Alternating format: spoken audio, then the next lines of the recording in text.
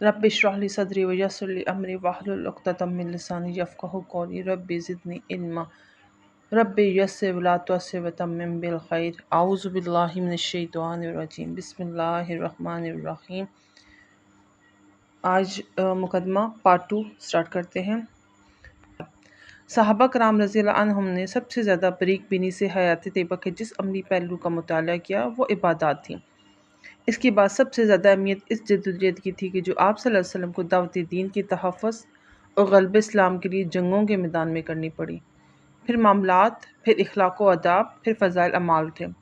اسلامی تربیت کے لیے ترجیحات کی ترتیب بھی یہی بنتی ہے۔ انہی موضوعات کی ہر مسلمان مرد، عورت، بچے، جوان اور بوڑھوں کے لیے بھی ضرورت تھی اور ہے۔ تقریباً یہی وہی ترتیب ہے جسے ابتدائی جمع تدوین کے بعد محدثین اور فقہاء نے اپنایا۔ ان میں سے غزوات کا معاملہ باقی موضوعات سے کسی حد تک مختلف ہے۔ غزوات میں بھی مرکزی کردار رسول اللہ صلی اللہ علیہ وسلم ہی کا تھا۔ قائد السلال ہی نہیں، شجاعت و ثبات کا قابل اتباع نمونہ بھی آپ ہی تھے، جیسے حضرت برا بن عازب رضی اللہ عنہ نے اعتراف کیا ہے۔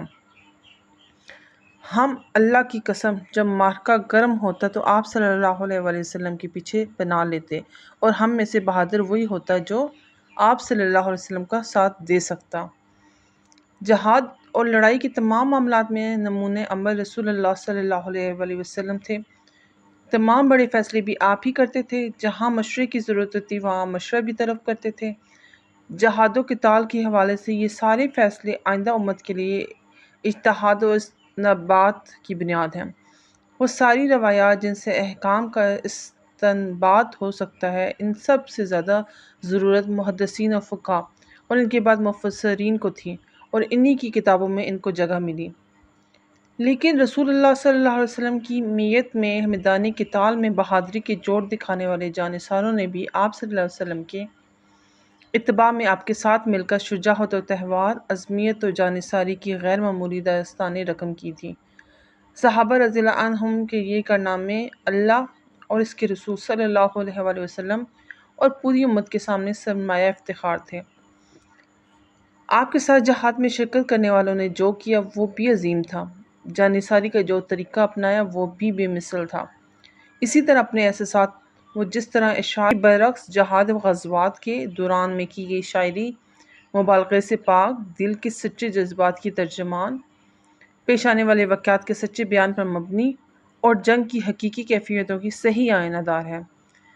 غزوات و جہاد میں رسول اللہ صلی اللہ علیہ وآلہ وسلم اور آپ کے ساتھیوں کے کارناموں کا بیان رزمیہ شاعری سمیت تاریخ کا سرمایہ تھا، جس کی نئی نسل کے مریبوں کو ضرورت تھی۔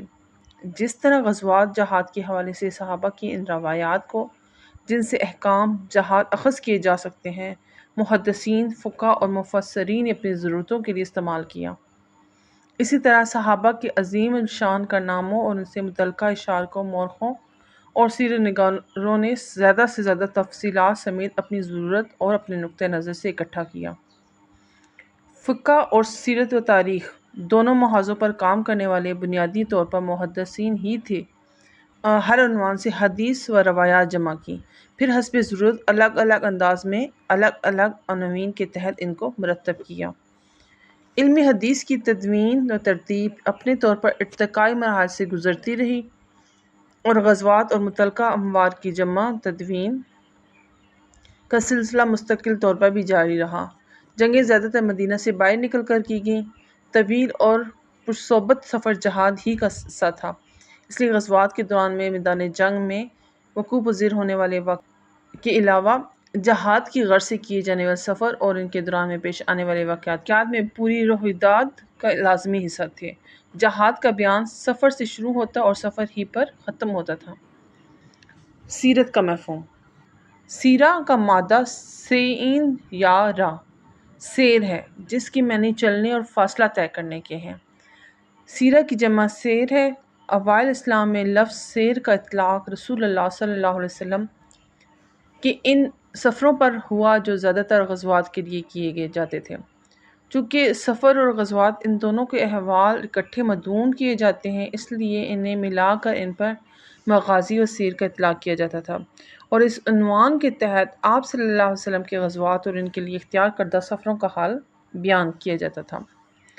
یہ بات بھی ملحوظ رہے کہ وہ روایات بھی جن کا تعلق نبی پاک صلی اللہ علیہ وسلم کے مغازی اور سیر سے تھا، اپنی جگہ بہت سے اہم امور کے لیے اجتہاد اسناد کی بنیاد تھی۔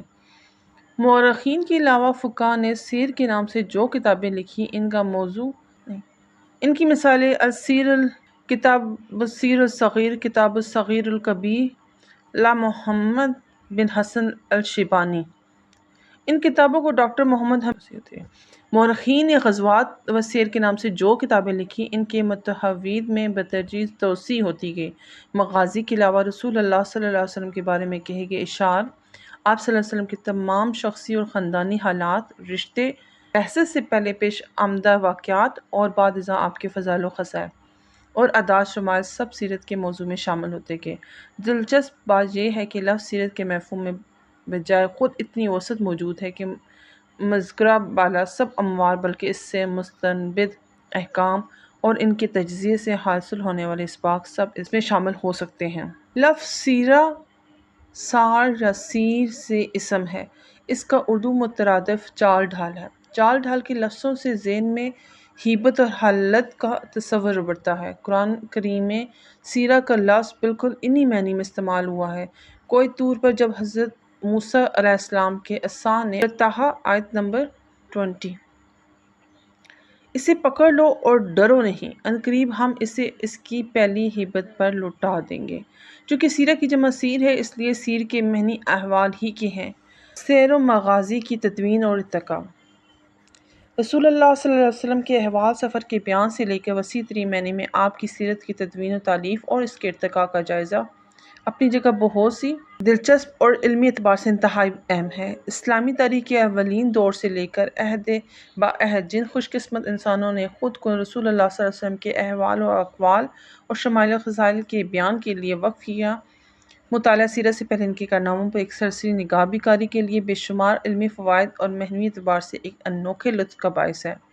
اس سے یہ بھی اندازہ ہوتا ہے کہ ہر دور میں امت کے لیے رسول اللہ صلی اللہ علیہ وسلم کی سیرت اور حدیث کی اہمیت کتنی تھی، اور یہ بھی کہ علماء اسلام نے صحیح سیرت کی ترتیب و تدوین کے لیے کس قدر سیرہ مغازی کے عینی شاہد بحیثیت نبی رسول محمد صلی اللہ علیہ وسلم کی شخصیت کے بنیادی خد و خال خود قرآن مجید کے مطالعے سے واضح ہو جاتے ہیں، لیکن آپ کے مغازی اور سیرت کی تفصیلات کا اہم ماخذ ان صحابہ کرام رضی اللہ عنہم کے بیانات ہیں جو بذات خود رسول اللہ صلی اللہ علیہ وسلم کے ہمراہ ان مغازی میں شریک رہے۔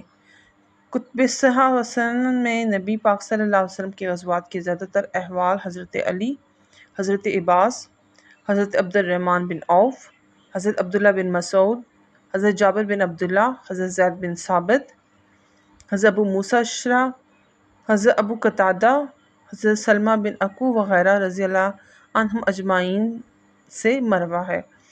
حضرت ابو قتادہ رضی اللہ عنہ سے غزوہ حنین کے بہت سے واقعات روایت کیے گئے ہیں۔ صحیح مسلم اور سنن ابی داؤد میں حضرت سلمہ بن اکوع رضی اللہ عنہ سے حدیبیہ کے سفر اور باقی احوال کے بارے میں مفصل معلومات مروی ہیں۔ اسی طرح غزوہ ذی القرد اور خیبر کے بارے میں ان کی روایات بیانی انداز کی اور بہت مفصل ہے۔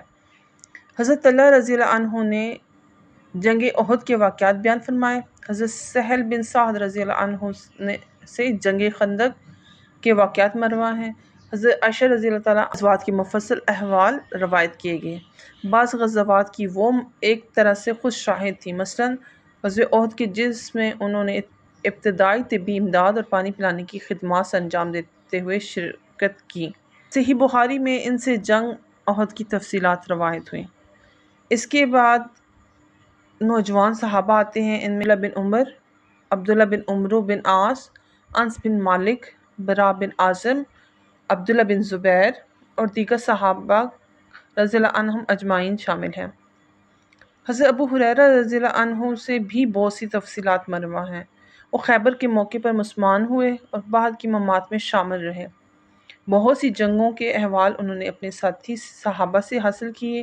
دوسرے نوجوان صحابہ نے بھی بعض جنگوں کی تفصیلات براہ راست ان صحابہ سے سن کر روایات کیں جو ان میں شریک تھے۔ بعض کے اپنے بزرگ غزوات میں شریک تھے، انہوں نے اپنے بزرگوں کے علاوہ دیگر شرکاء کا سے بھی تفصیلات سنیں۔ ان میں سے بعض نوجوان صحابہ آخری دور کے غزوات میں خود شریک۔ انس بن مالک، عبداللہ بن عمر اور عبداللہ بن عباس رضی اللہ عنہم غزوات کے احوال روایات کرنے میں ایک دوسرے نوجوان صحابہ کی نسبت زیادہ آگے ہیں۔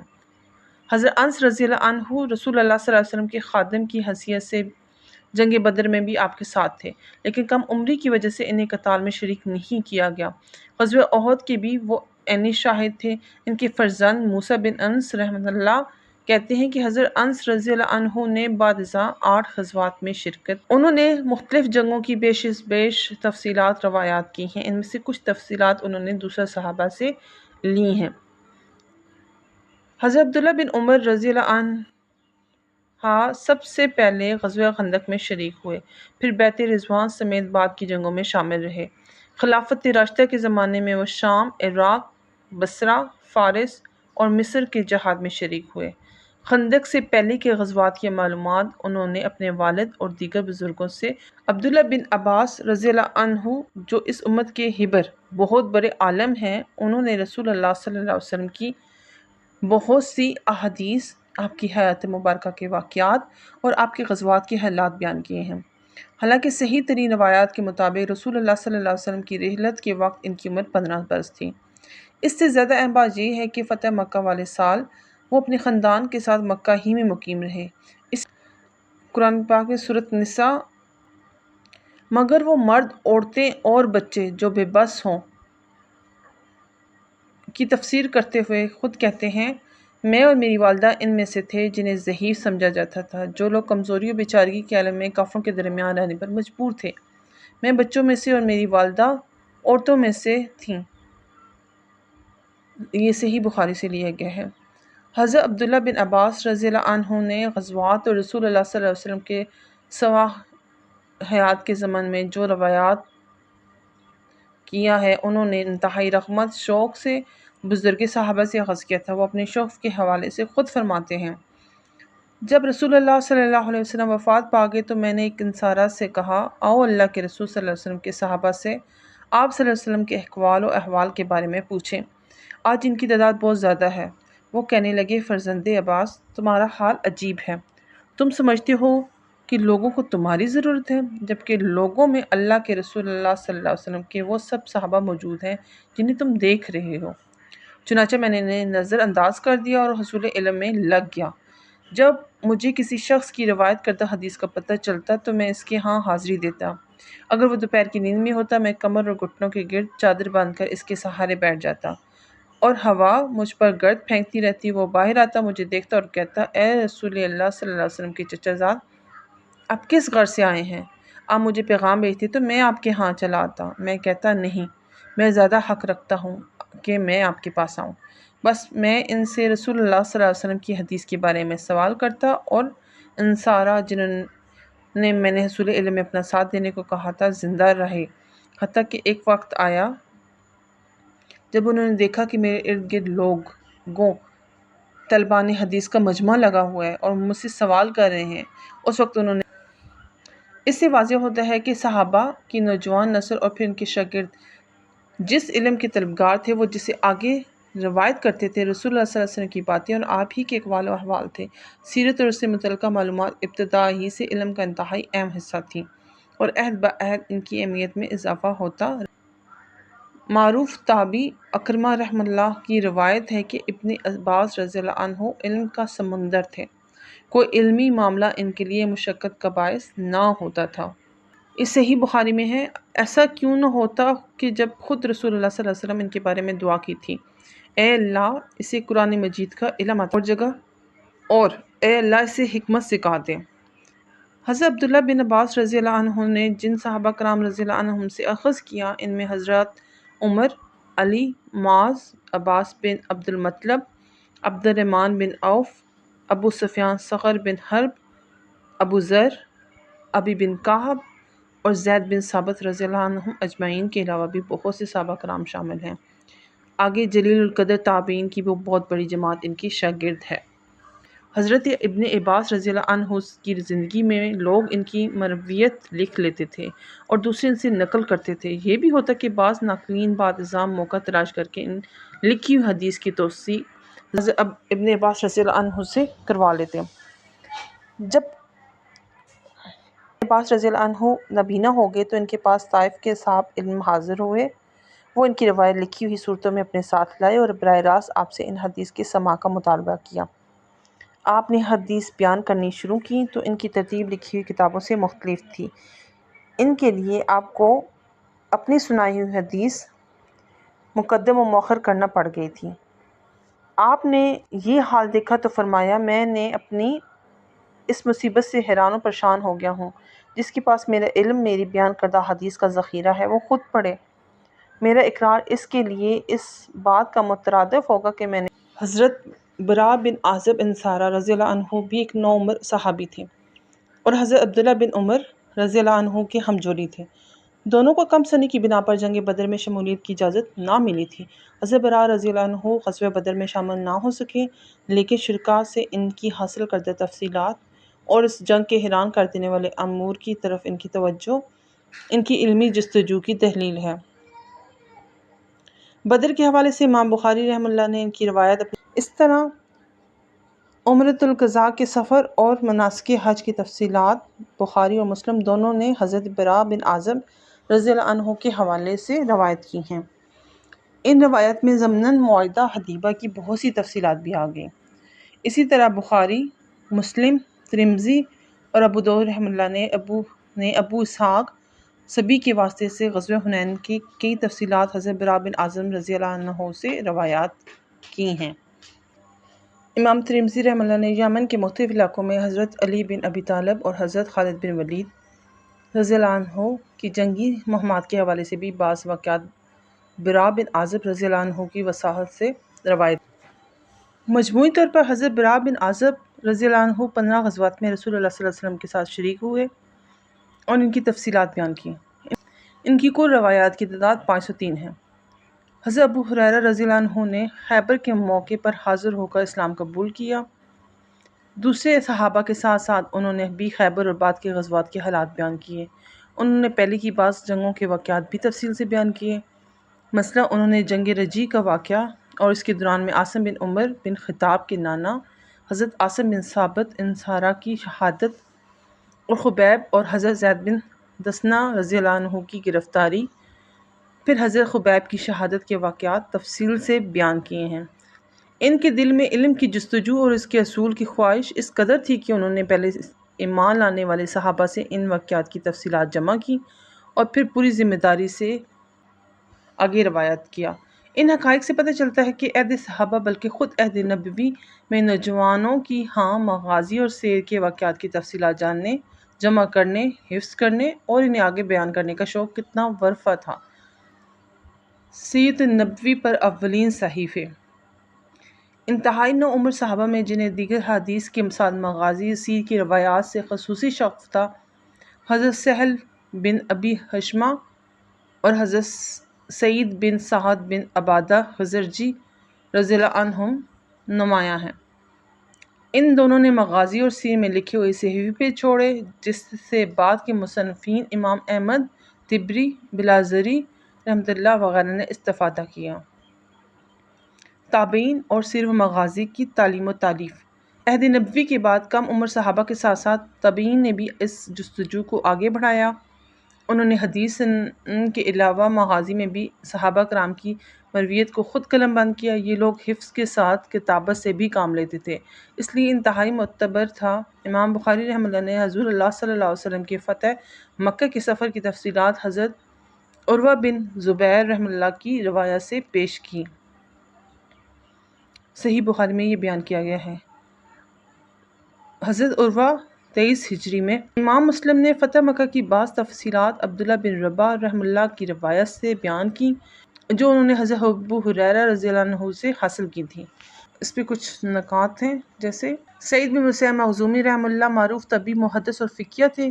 انہوں نے بھی رسول اللہ صلی اللہ علیہ وسلم کی حیات مبارکہ فتوحات کے بارے میں تحریری سرمایہ چھوڑا۔ اس کا بیشتر حصہ بعد ازاں امام طبری نے بھی اسی تاریخ میں ابان بن عثمان بن عفان رحمہ اللہ سے امام مالک نے غزوات کے حوالے سے روایات لی۔ ان کی روایات کتب حدیث کے علاوہ طبقات ابن سعد، تاریخ طبری اور تاریخ یعقوبی میں محفوظ ہیں۔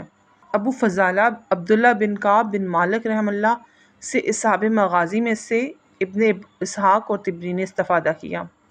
عامر بن شرین شحبی سے ابو اسحاق سبی، سعید بن مسروق ثوری، احمش قتادہ اور مجالد بن سعید رحم اللہ کے علاوہ ان خلقت نے روایات بیان۔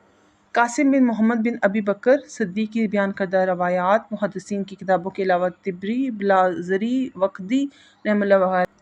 وہب بن منبع رحم اللہ کے صحیفہ حدیث جو ڈاکٹر حمید اللہ نے استنبول میں دریافت کیے کے علاوہ ان کی مغازی کا بھی ایک حصہ جرمنی کے شہر ہائیڈلبرگ میں محفوظ ہے۔ ان کی روایات ابن اسحاق اپنی کتیبہ مسعودی، مقدسی اور طبری وغیرہ وہم کی تالیفات میں محفوظ ہیں۔ دوسری صدی ہجری کے آغاز تک فن مغازی سے اہل علم تابعین کے ہاتھوں نکل کر اور زیادہ مرتب صورت میں سامنے آیا اور آئندہ نسل کی تعلیم و تربیت کا حصہ بنا۔ وہب بن منبع رحم اللہ کی طرح اس دور میں بھی بہت سے تابعین تھے جو عمر میں ان سے کم عمر تھے۔ انہوں نے احادیث سنن کے ساتھ مغازی میں سیر میں بھی تخصص حاصل کر لیا۔ ان تابعین نے اس موضوع پر مختلف صحابہ بزرگ تابعین کی روایات جمع کیں اور ان میں سے اکثر نے بھی فن میں مستقل کتابیں بھی تالیف کیں۔ تابعین کے اس طبقے میں عاصم بن عمر بن قتادہ بہت اہم ہیں۔ عاصم معروف صحابہ حضرت قتادہ بن نعمان رضی اللہ عنہ کے پوتے تھے۔ ان کی دادی حضرت رمیسہ انہوں نے روایات حاصل کی صحابیہ تھیں۔ اپنی دادی کے علاوہ انہوں نے حضرت جابر بن عبداللہ، حضرت انس بن مالک رضی اللہ عنہم سے جو غزوات میں خصوصی شوق رکھتے تھے روایات جمع کی۔ بکر بن اشجع، ابن عجلان اور ابن اسحاق رحمۃ اللہ جیسے لوگ ان کے شاگرد تھے۔ ابن اسحاق نے یہود کے ایمان لانے کا واقعہ اپنی کتاب میں انہی سے نقل کیا ہے۔ غزوات میں ان کے مہارت کی وجہ سے حضرت عمر بن عبدالعزیز۔ اس دور کی ایک اور اہم بڑی شخصیت امام محمد بن مسلم بن عبید اللہ بن عبداللہ بن شہاب ظہری قریشی رحم اللہ ہیں۔ وہ 50 ہجری میں پیدا ہوئے اور 124 ہجری میں وفات پائی۔ امام ظہری نے حضرات ابن عمر، سہل بن سعد، انس بن مالک، سائب بن یزید، عبداللہ بن ثعلبہ بن سعیر اور محمود بن ربیع سے علم حاصل کیا۔ انہوں نے بزرگ تابعی سعید بن مسیب رحم اللہ کے ساتھ بھی 8 سال گزارے۔ بہت سے دوسرے تابعین سے بھی روایات حاصل کی جن میں زیادہ تر صحابہ کی اولاد ہیں، مثلاً علی بن حسین، عروہ بن زبیر، سالم بن عبداللہ بن عمر، محمد بن جبیر بن معتم، محمد بن نعمان بن بشیر، ابو سلمہ بن عبد الرحمن بن عوف، عبداللہ بن عبداللہ بن عتبہ، قاسم بن محمد، عامر بن سعد، خارجہ بن زید بن ثابت، عبید اللہ بن کعب بن مالک اور ابان۔ امام ظہری نے سن اور مغازی سیر کی روایات اپنے اجل استاذہ سے بہت کاوش کے ساتھ جمع کی اور ان کے خوب اچھی طرح احاطہ کیا۔ مورخین کہتے ہیں کہ وہ مدینہ منورہ کے ایک ایک انصارہ کے گھر جاتے، جوان، بوڑھے، عورت، مرد ہر ایک سے رسول اللہ صلی اللہ علیہ وسلم کی اقوال اور احوال دریافت کرتے، یہاں تک کہ پردہ نشین خواتین سے بھی پوچھتے۔ یہی سبب ہے کہ ان کے استاذہ میں صحابہ کی ایک بہت بڑی تعداد شامل ہے۔ امام ظہری سے روایت کرنے والوں میں بھی اجل تابعین کے نام آتے ہیں، مثلاً عطا بن ابی رباح، وہ عمر میں امام ظہری سے بڑے تھے۔ عمر بن عبدالعزیز، عمر بن دینار، عمر بن شعیب، زید بن اسلم، منصور بن معتمر۔ ان کے شاگردوں میں بڑے بڑے ائمہ حدیث مثلاً معمر بن راشد، اوزاعی، شہیب بن ابی حمزہ، سفیان بن عیینہ، مالک بن انس، لیث بن سعد رحم اللہ شامل تھے۔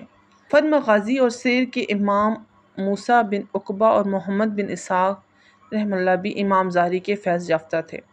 ان کے علاوہ یعقوب بن ابراہیم، محمد بن صالح تیمار، عبد الرحمن بن عبدالعزیز اہل علم کے ہاں اصحاب مغازی کہلاتے ہیں، انہی کے شاگرد تھے۔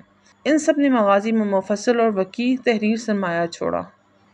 امام ظہری کے معاصرین میں ابو اسحاق سبی، یعقوب بن عتبہ بن مغیرہ مدنی، ابو روح یزید بن رومان ازدی مدنی، ابو الاسود محمد بن عبد الرحمن مدنی شامل ہیں۔